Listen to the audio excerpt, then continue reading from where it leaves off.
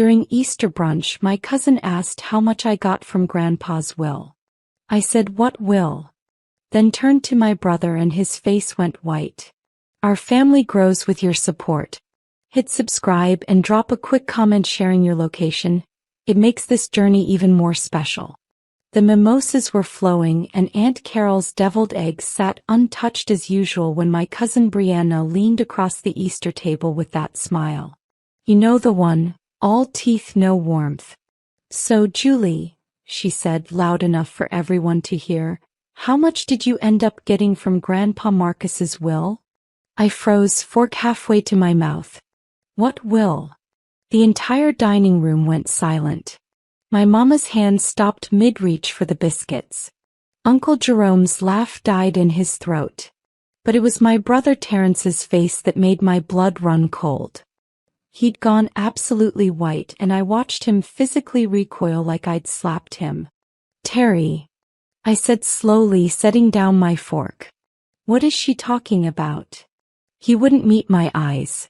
Started fidgeting with his napkin like it held the secrets of the universe. That's when I knew. Something was very, very wrong. Now let's not ruin brunch, my mama started, but I cut her off. Mama, what will? My voice cracked. Grandpa died 8 months ago. Nobody said anything about a will. Brianna's smile widened, enjoying the chaos she'd created. Oh honey, there was definitely a will. A big one. Grandpa Marcus left over $400,000 split between his grandchildren. I got my $50,000 last month. Didn't you? The room spun. $400,000? $50,000 each. I looked at Terrence again and this time I saw it. The new Rolex peeking out from under his sleeve. The designer sneakers he'd worn to Grandpa's funeral. The sudden ability to quit his job and invest in cryptocurrency. Terry, I whispered. Where's my money? He finally looked at me and I saw something worse than guilt in his eyes. I saw calculation.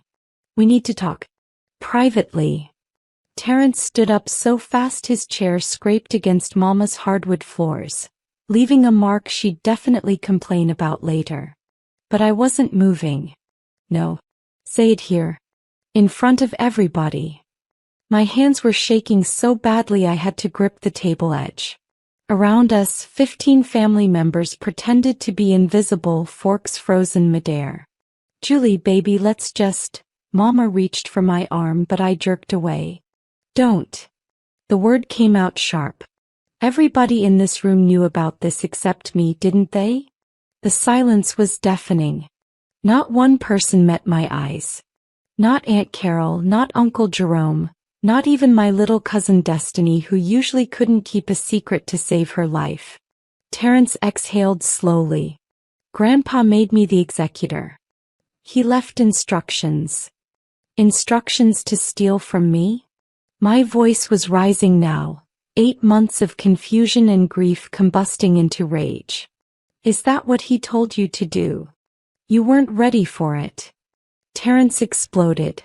You just got out of rehab, Julie. 6 months sober after 3 years of popping pills and... That's enough. Mama's voice cracked like a whip, but the damage was done. The shame hit me like a physical blow. Yes, I'd struggled with prescription painkillers after my car accident.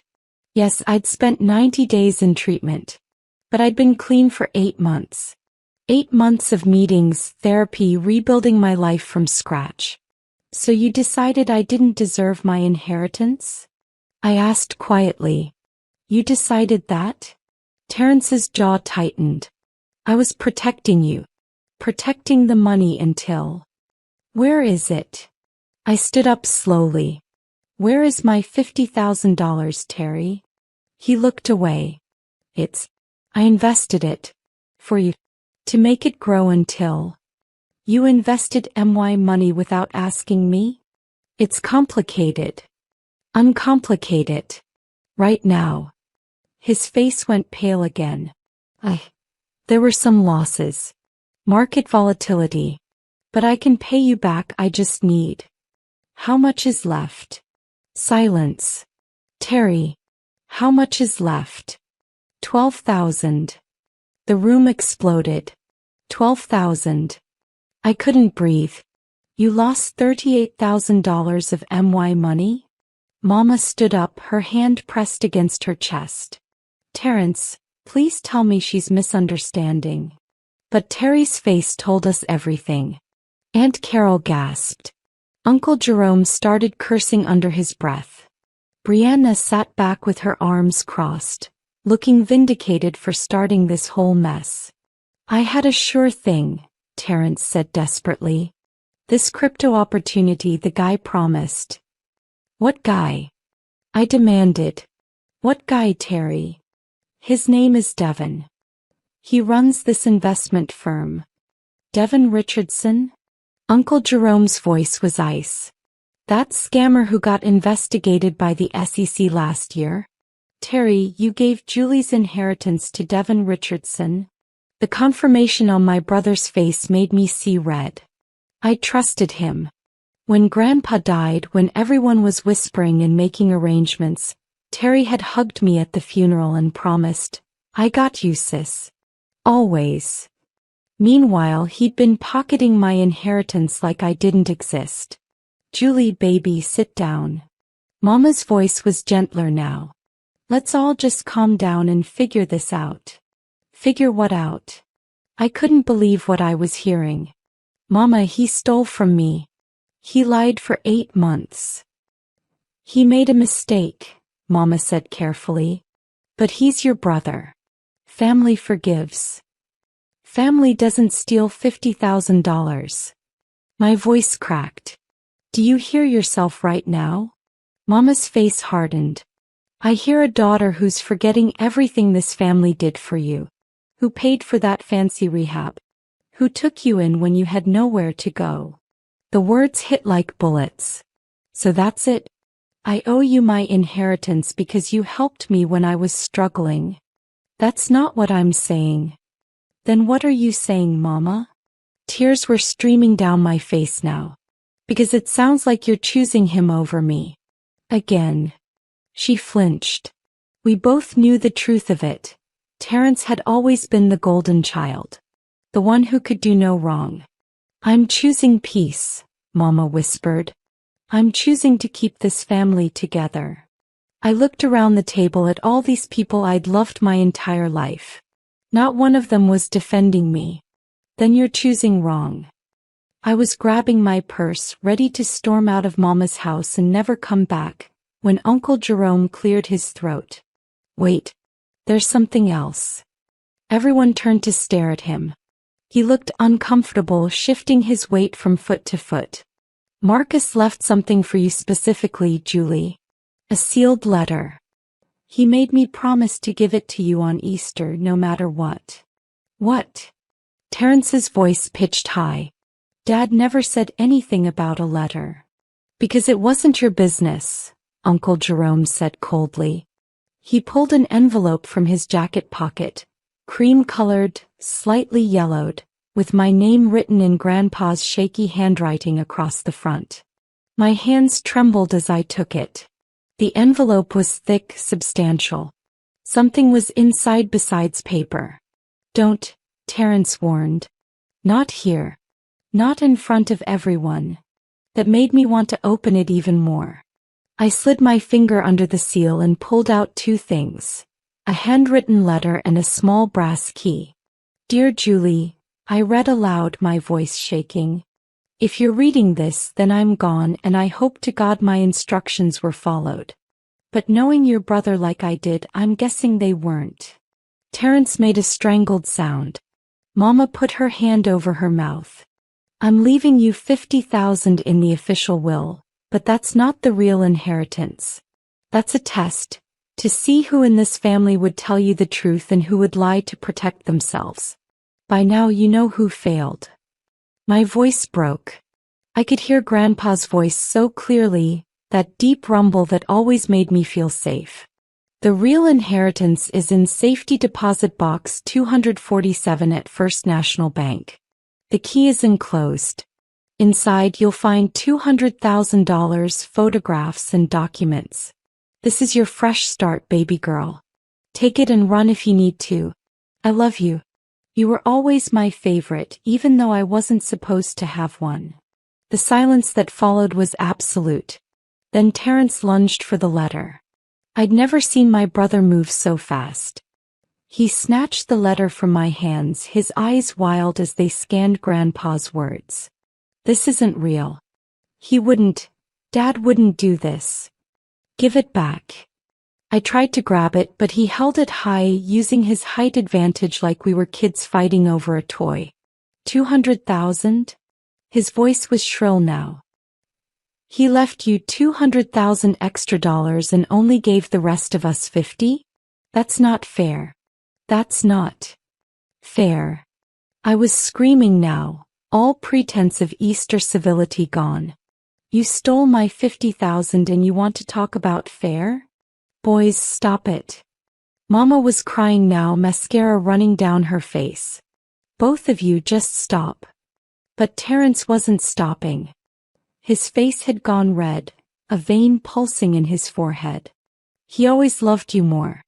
Always gave you more chances, more money, more everything. What about me? I was the one who stayed, who took care of him when he got sick, who stole from your own sister." Uncle Jerome roared, standing up so forcefully his chair toppled backward. "Terence, I watched you at that funeral, crying those crocodile tears, hugging Julie while you already had her money in your account. You disgust me." "Stay out of this, Jerome," Mama started. "No." Jerome cut her off. "I'm done staying out of it. Done watching you enable this boy's worst instincts because he's your son. Marcus was my brother, and he specifically told me that if Terence tried anything shady, I was to make sure Julie got that letter. I'm 3 hours late, but here we are." Terence's face went from red to purple. You knew there was more money and you didn't tell me? Because it wasn't yours to know." Jerome shot back. I stood there, clutching the brass key so tightly it dug into my palm, watching my family implode. Brianna was recording on her phone. Of course she was. Aunt Carol was crying. The younger cousins looked terrified. Mama was looking at me like I'd done something wrong. "Julie," she said quietly, "if you take that money and leave, don't come back." The words hung in the air like smoke. I stared at my mother, waiting for her to take them back, to say she didn't mean it. But her face was set, jaw tight, eyes hard. "You're serious? It wasn't a question. You're actually choosing his side." "I'm choosing my family," Mama said, her voice trembling but firm. "I'm asking you to choose it too. Give your brother time to pay back the money. Don't take that extra inheritance and abandon us. That's what family does. We work through things together." "Work through things?" I laughed, but there was no humor in it. "He committed fraud, Mama. He forged my signature on documents he must have, right, Terry? To access my portion of the will." Terence wouldn't look at me. That was answer enough. 18 months, Mama pressed on. "Give him 18 months to pay you back the 38,000. The 12 he has left plus payments over time. We'll work out a schedule." "No." The word came out clear and cold. "I'm going to that bank tomorrow morning. I'm getting my money. And then I'm getting a lawyer." "A lawyer?" Mama's voice rose to a shriek. "You'd sue your own brother? He stole from me. What part of this aren't you understanding?" Aunt Carol stood up suddenly. "Julie's right, Monique." Her voice was quiet but firm. "Terry did wrong. Real wrong. And you asking her to just absorb that loss? That's not right either." "Nobody asked you, Carol," Mama snapped. "Well, I'm saying it anyway." Carol moved to stand beside me. Marcus was specific in that letter. He knew something like this might happen. He protected Julie because he knew she'd need protecting. Maybe we should trust his judgment. His judgment. Terence exploded again. He was senile at the end. Confused. Probably didn't even know what he was signing. Don't you dare. My voice was deadly quiet now. Don't you dare disrespect Grandpa's memory to justify what you did. Julie, Mama tried again, softer this time. Please. Think about what you're doing. Think about Thanksgiving, Christmas, birthdays, all the family gatherings. You walk away now, you lose all of that. I looked around the table. At these people I'd loved my whole life. At the faces that were supposed to be my safe place. No, Mama, I said quietly. I lost it 8 months ago. I just didn't know it yet. Monday morning I was at First National Bank before they opened. Stood outside in the April drizzle, clutching that brass key like a lifeline, my stomach churning with anxiety and rage. I hadn't slept. Hadn't eaten. Just sat in my studio apartment replaying Sunday's nightmare over and over. My phone had been blowing up all night. Terrence called 17 times. Mama sent 12 text messages ranging from, "We need to talk," to "You're breaking my heart." Even Brianna had the audacity to message me, "Girl, I'm sorry I started all that. But at least now you know, right?" At least now I knew. That's what I kept telling myself as the bank manager, Mrs. Cabral, led me to the vault. She was a small Asian woman with kind eyes who'd known Grandpa for 30 years. "He came in last March," she told me as we walked. Very specific about his instructions. Said this box was for his granddaughter Julie and only Julie. Made me promise I'd verify ID carefully, wouldn't let anyone else access it under any circumstances. "Did anyone try?" I asked. Her expression told me everything. "Your brother came in about 4 months ago. Said he was executor of the estate and needed to inventory all assets.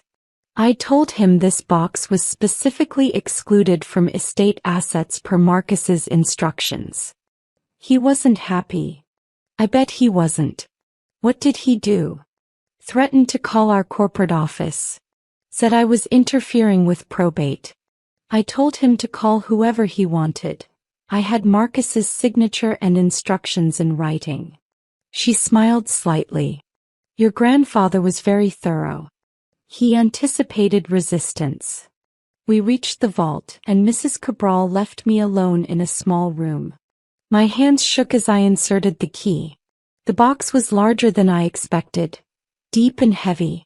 Inside, stacked neatly, were bundles of $100 bills. 20 bundles total, each marked $10,000 in Grandpa's handwriting. $200,000 just like the letter said. Underneath the money were photographs. Dozens of them. Me and Grandpa fishing at Lake Marion when I was 7. Me graduating high school, Grandpa beaming proud in the front row. Me at my college graduation, the one Terrence had missed because he had to work. And underneath those documents, bank statements showing deposits Terrence had made into his own account. Withdrawal slips with my forged signature. Emails between Terrence and Devin Richardson discussing investment opportunities. Grandpa had known. Somehow he'd known exactly what would happen. The last item was another letter. I sat in that tiny bank room, surrounded by more money than I'd ever seen in my life, and read my grandfather's final words to me. "Julie, my sweet girl. If you're reading this, then my worst fears were confirmed. Your brother has stolen from you and your mother has chosen to enable it. I'm sorry, baby. I'm so sorry I can't be there to protect you myself. I need you to understand something about your family. About why I did things this way. Your grandmother, God rest her soul, had a favorite too. It was Terrence. From the moment he was born, she doted on that boy, and your mother learned to do the same. When you came along 5 years later, I tried to balance it out. Tried to make sure you felt loved, valued, seen. But the pattern was already set. Terrence learned young that he could get away with things. Small things at first. Taking money from your mother's purse, lying about his grades, blaming you for things he did. Your mother always found excuses for him. He's under pressure. He didn't mean it. Boys will be boys. Do you remember when you were 15 and your college fund money disappeared? $3,000 you'd saved from birthdays and summer jobs? Your mother blamed you, said you must have spent it foolishly. But I knew. I knew Terrence had taken it because I'd caught him forging your signature on a withdrawal slip. I made him pay it back, but your mother never knew. She wouldn't have believed me. That's why I set this up the way I did. The $50,000 in the will was bait. Yes.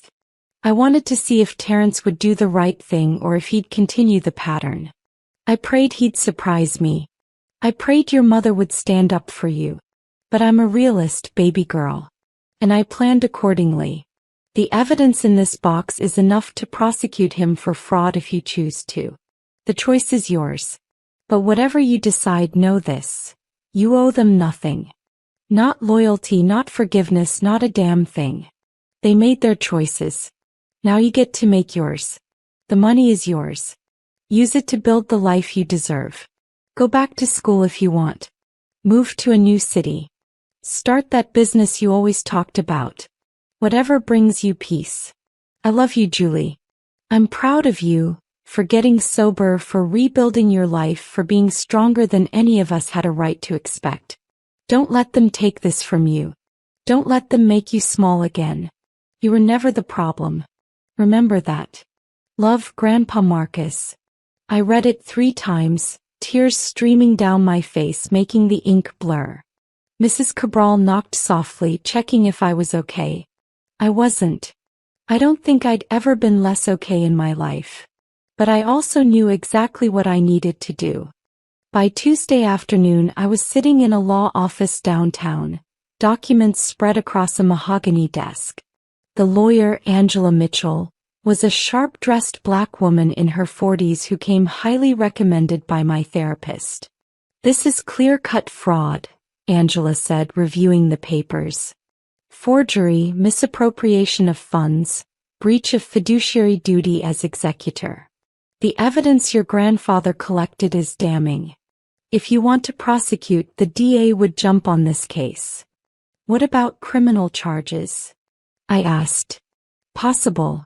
Likely even. This amount of money could mean felony charges, prison time.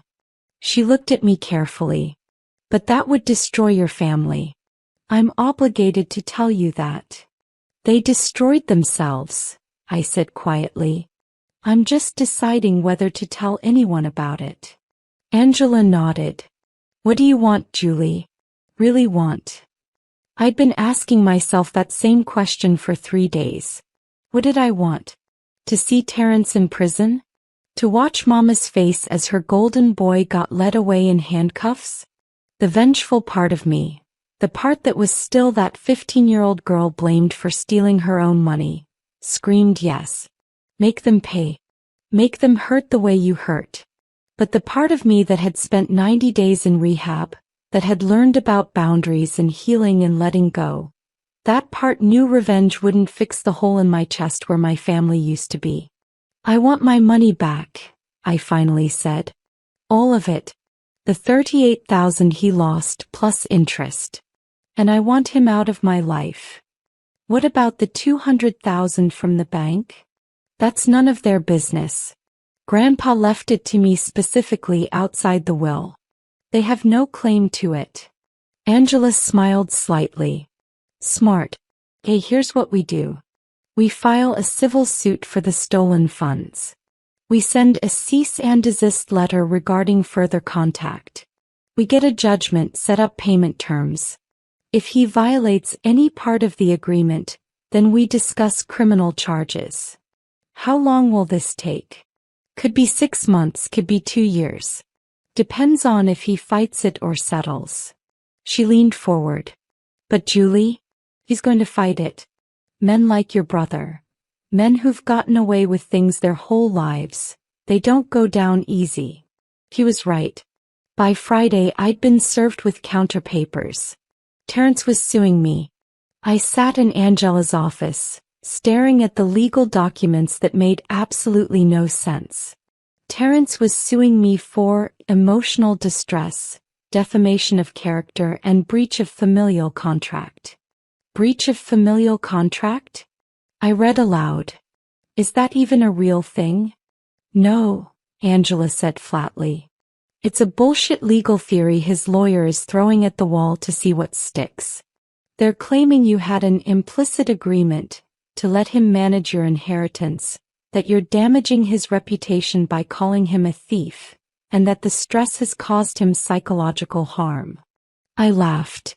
Actually laughed high and slightly hysterical. He steals my money and now I'm the bad guy for being upset about it? It's a pressure tactic. They want you to drop your suit, walk away. They're banking on you not wanting to fight. Angela's eyes were hard. But we have evidence. They have lies. We'll win. How much is he suing for? $250,000. The number hit me like a fist. He knows about the bank money. Probably. Or he's guessing. Either way, he wants it. Angela tapped her pen against the desk. We need to talk about your mother. She's listed as a witness for his defense. Of course she was. I'd stopped answering Mama's calls after the fifth one, where she'd screamed that I was tearing this family apart, and that I should be ashamed. Like I was the villain in this story. What will she say? According to their filing, she'll testify that you have a history of substance abuse, that you were deemed financially irresponsible at the time of inheritance, and that Terrence was acting in your best interest by managing the funds. Managing the funds. I could barely get the words out. He gambled them away with a known scammer. I know. We'll prove that. But Julie. Angela looked uncomfortable. This is going to get ugly. They're going to dig into your past. The pills, the rehab, every mistake you've ever made. They'll paint you as an addict who can't be trusted with money. I've been sober for almost a year. I know. And we'll show that. We'll show your meeting attendance, your sponsor's testimony, your employment record. But they're going to try to hurt you. Are you ready for that? I thought about Grandpa's letter. About his words. You were never the problem. Yeah, I said quietly. I'm ready. What I wasn't ready for was the Facebook post Mama made that night. The one that went viral in our family and community. The one that painted me as a greedy, ungrateful daughter trying to destroy her brother over a misunderstanding about money. My phone exploded. Friends I hadn't talked to in years messaged to say they were disappointed in me. Church ladies I'd known my whole life called me money hungry. Cousins took sides, the family splitting right down the middle. And through it all, Terrence played the victim perfectly. 3 weeks into the legal battle, I lost my job. My supervisor called me into her office with an apologetic expression.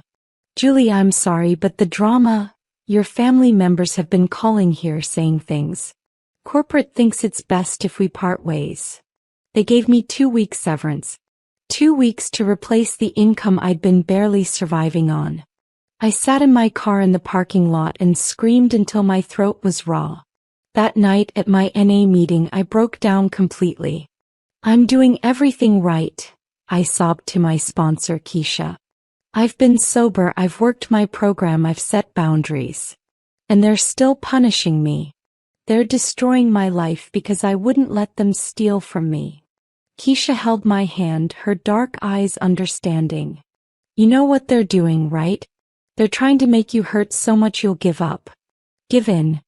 Go back to using so they can point and say, see? We were right about her. I can't go back to that. The thought of pills, of that numb floating feeling was simultaneously terrifying and tempting. I can't. Then don't. Stay angry if you need to. Anger is better than relapse.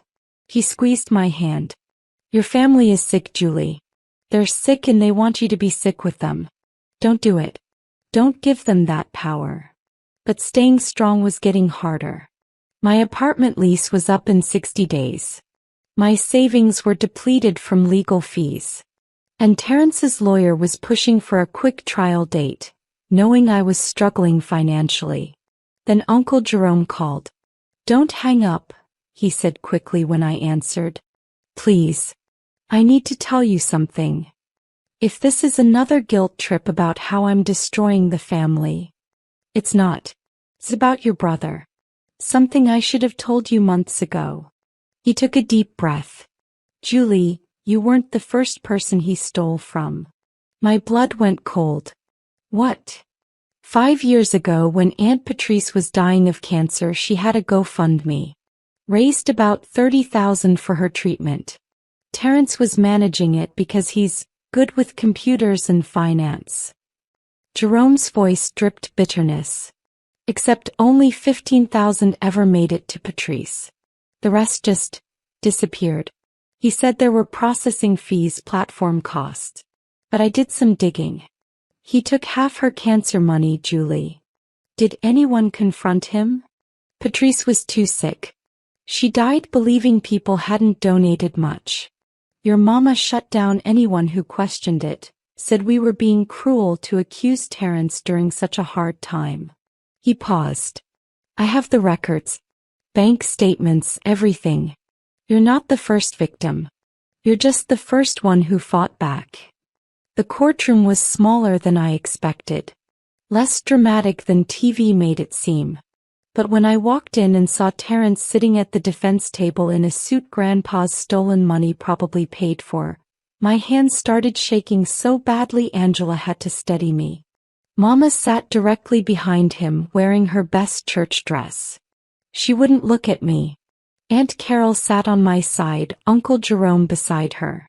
Brianna was there too, looking guilty for once. The family had split exactly like I'd feared. "We're going to win this," Angela whispered. "Remember, stay calm, tell the truth, don't let them rattle you." Terrence's lawyer went first. A slick white man named Patterson who talked about family dynamics and mental health concerns, and painted me as a troubled addict who couldn't handle responsibility. He called Mama to the stand. She looked so small up there, so fragile. And when Patterson asked her about my substance abuse issues, she cried.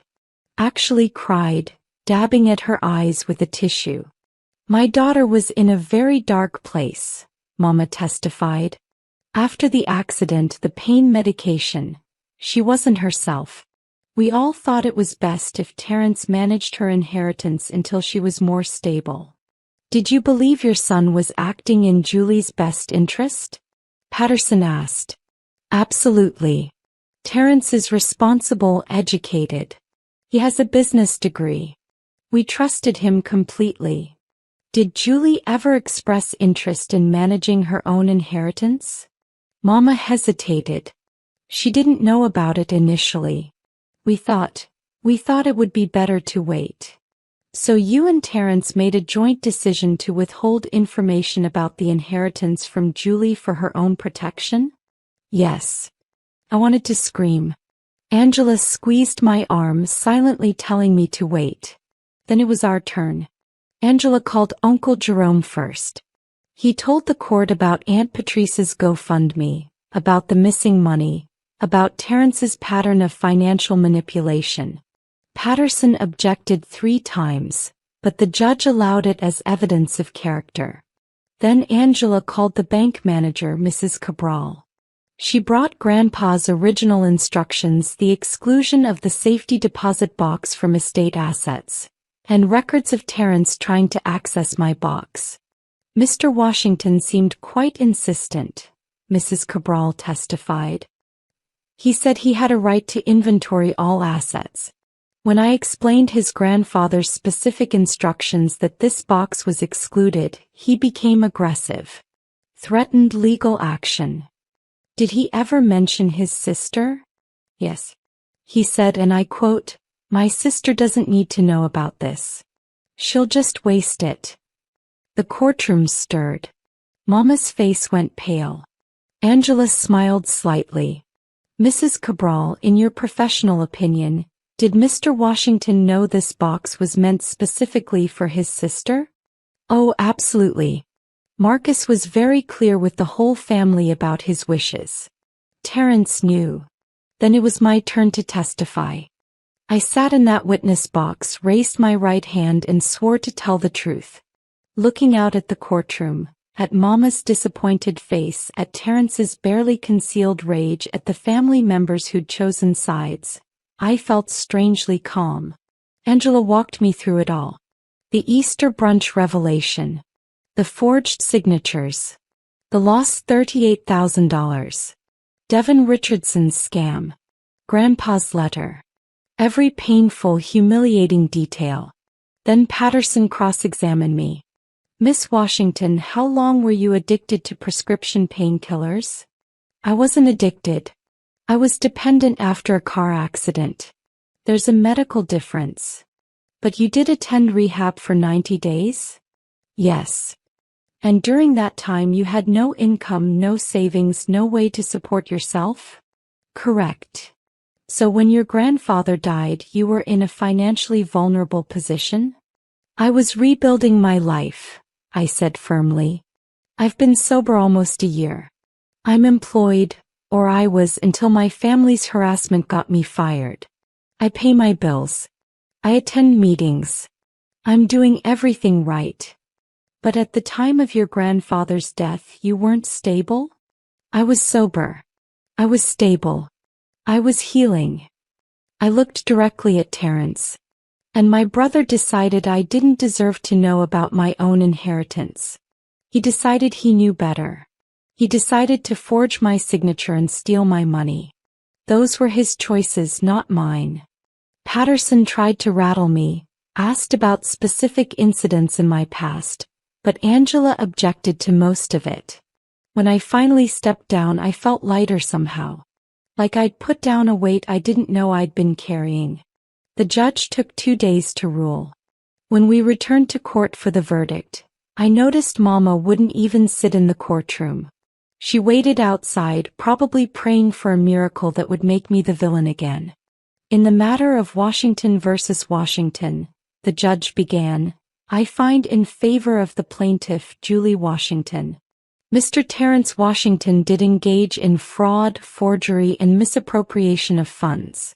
He is hereby ordered to repay Miss Washington $38,000 plus interest and legal fees, totaling $47,000, in monthly installments of $1,000 over 4 years.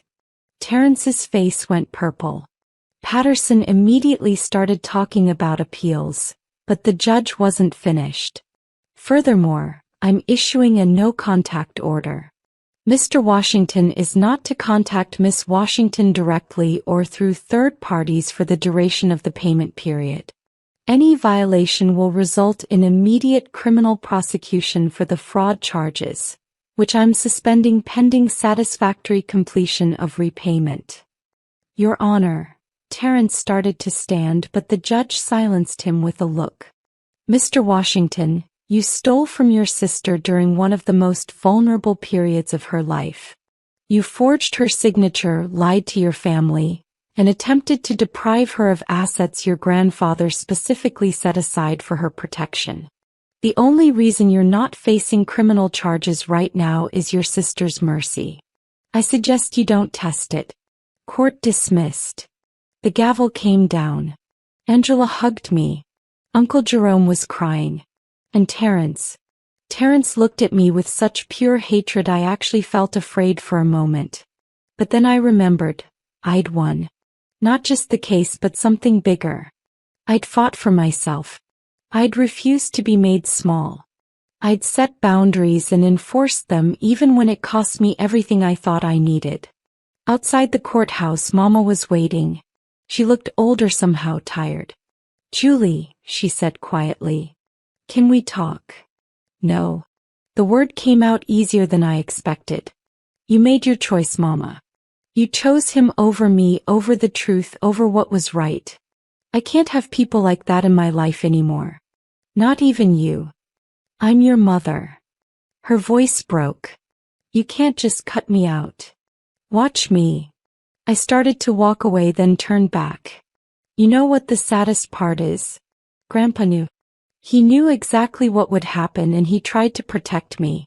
The one person who really loved me unconditionally is gone, and the people who are supposed to love me tried to rob me blind. So no, Mama. We're done. I walked away from her, from that courthouse, from that entire chapter of my life. Angela linked her arm through mine. Where to now?